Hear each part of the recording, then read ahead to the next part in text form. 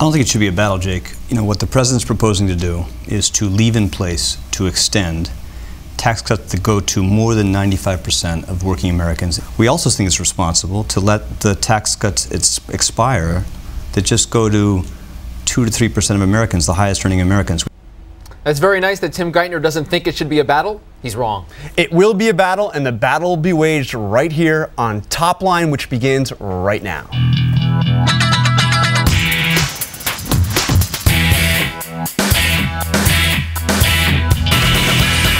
Good Monday and welcome to ABC News Washington Post Top Line. I'm Rick Klein. And I'm Jonathan Karl. Every day at noon Eastern, we're right here bringing you the latest political news and analysis, everything you need to know. I am twitter.com/Rick Klein, and this is twitter.com/John Karl, who is kicking us off in a new fresh week, sir. It is, and start right off with Pentagon Papers 2. It is the biggest classified document dump since Daniel Ellsberg leaked the Pentagon Papers to the New York Times back in 1971. Rick, we're talking about 90,000+ pages of classified reports on the war in Afghanistan. Paints a pretty ugly picture. Not a lot of surprises in terms of what's revealed, but the sheer scope of classified information being dumped on this WikiLeaks website, which has a thing against the war, and as you know, a thing against Sarah Palin as well.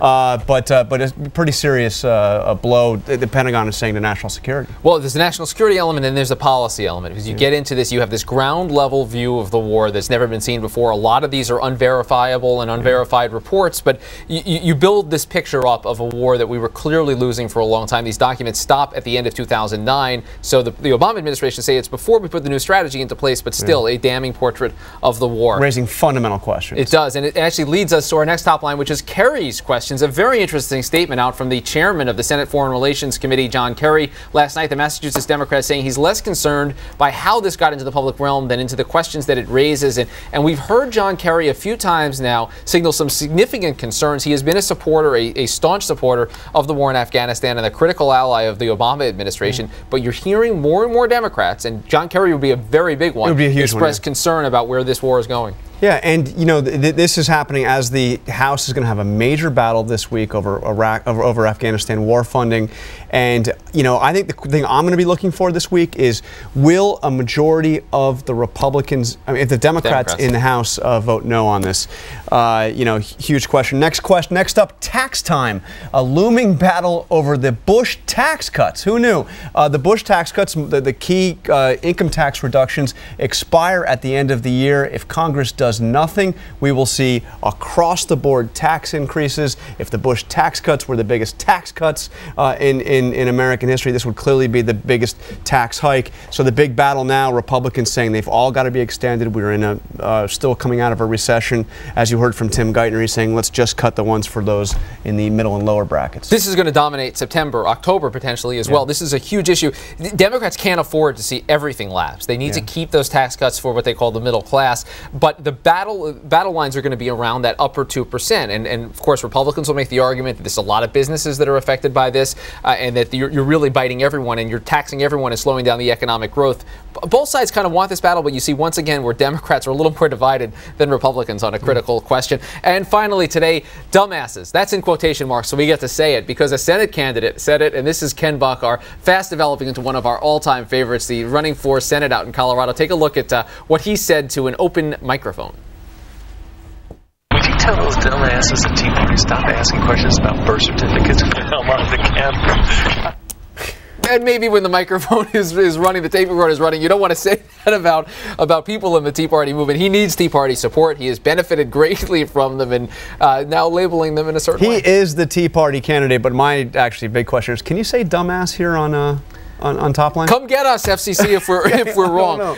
We begin today's program with a conversation John and I had a couple days ago with Alexandra Pelosi, who is a documentary filmmaker. Her new film is debuting tonight on HBO, and it's called Homeless, the Motel Kids of Orange County. Take a look. Alexandra Pelosi, welcome to Top Line. Thanks for being here. Thank you for having me. Wait. Thank you for having me. Thank you for your interest in homeless. I know you really do care about the homeless. Well, I appreciate that. That's the first question. We're going to ask, but first we're going to ask about... First question is going to be about the homeless. First question is going to be about... Tell us, this is a different... This is How many minutes is it going to take to get to Nancy Pelosi? We know... Well, stick around long enough, we'll get there. Tell us, though, why this subject? You've done a lot of political documentaries, Journeys with George. People really remember well. This is a change of pace.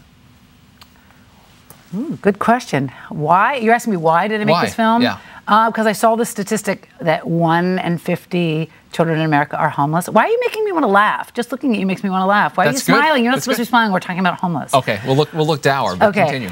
So 1 in 50 children in America are homeless, and so I thought it was really like 1 in 50. That doesn't sound right. You know, the stuff you see on the internet, most of it isn't true. So I thought, well, let's look into it. And then it said 40% of the families in America. 40% of homeless are families. And I was like, 40% are families? That doesn't make sense. So I thought, I got to meet some of these kids. So I grabbed the camera and went to Orange County, California, because that's where they have they have like 30,000 homeless kids in Orange County, California, one county. So, and they have a school. They have a school, because you didn't watch the movie. I'll tell you that they have a school for homeless kids in Orange County. So they're really taking care of them. So it's not just, oh, there are all these homeless kids there. They're actually doing something about it. They take care of the kids there. So I went to the homeless school and I met all these kids, and then I went home with them and saw how they lived. Well, not home, because they don't have homes. Which is incredible, because Orange County, we think of Orange County as one of the wealthier counties in the country. I mean, this is, Newport Beach. This is, the OC. We don't think of this as a place. Who are the motel kids? This is the name of your documentary, the Motel Kids of Orange County. They are the children of the working poor of Orange County. They have jobs. They work at Disneyland, they work at Walmart, they work at McDonald's. They're making above minimum wage, and they're not bitter. They just don't have enough, there's not enough affordable housing in Orange County. So they are living paycheck to paycheck, and they can't get enough money together to get an apartment because rent is so high in Orange County. So these kids, they just had the misfortune of being born into poor families, but they're all really great kids. And I know kids, but not all kids are great kids. But these are great kids. At least the ones I followed were great kids. These ones count. Journeys with George, I want to ask you about it, because there's been a lot of viral video recently, a lot of people that get caught, in the act, politicians.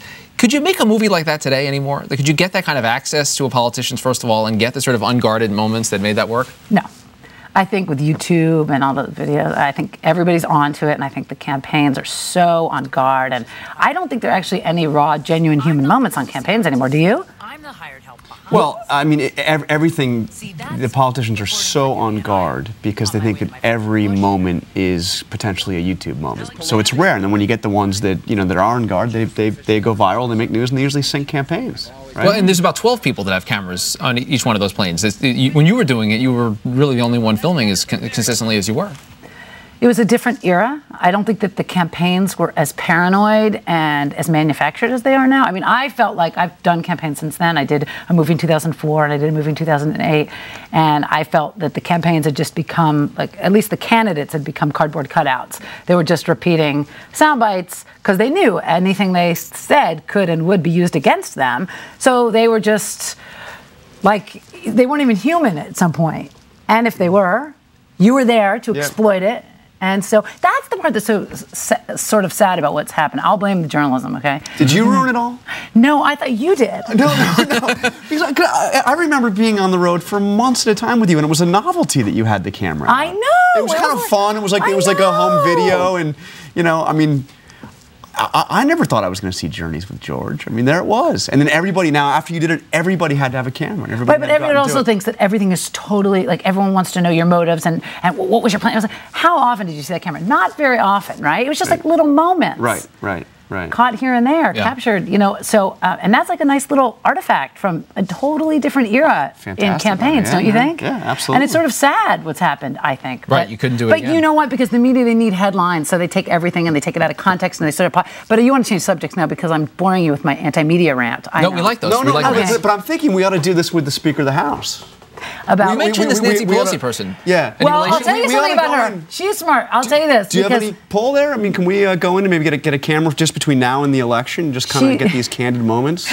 Well, she knows that anything that you would capture, you would exploit, and you would take out of context. It's all about the context. I didn't think that I captured anything that I took out of context with George Bush. In fact, the best review I ever got was from the president himself. Right. I've maintained a great relationship with him. I'm very proud of. In fact, all the best reviews I've ever gotten are from my own subjects. I got the best review I ever got in every movie was from Jerry Falwell before he died. I made a movie about the religious right. So anyway, my point is that I feel that, a lot of people think that Nancy Pelosi's stiff and this, but she's smart because she knows that you're going to take anything she says and take it out of context and exploit that. She doesn't. For the record, we would never do such a thing. I'm sure you would. Well, she's invited on Top Line. She can have her say. Do it all right here at the table. Okay. Very quickly, I just want to ask this, because people don't know about Nancy Pelosi. A lot of people forget. This is Tommy D'Alessandro's kid, right? This is a political family. Was politics, was it part of growing up for you, or was that not really part of the discussion?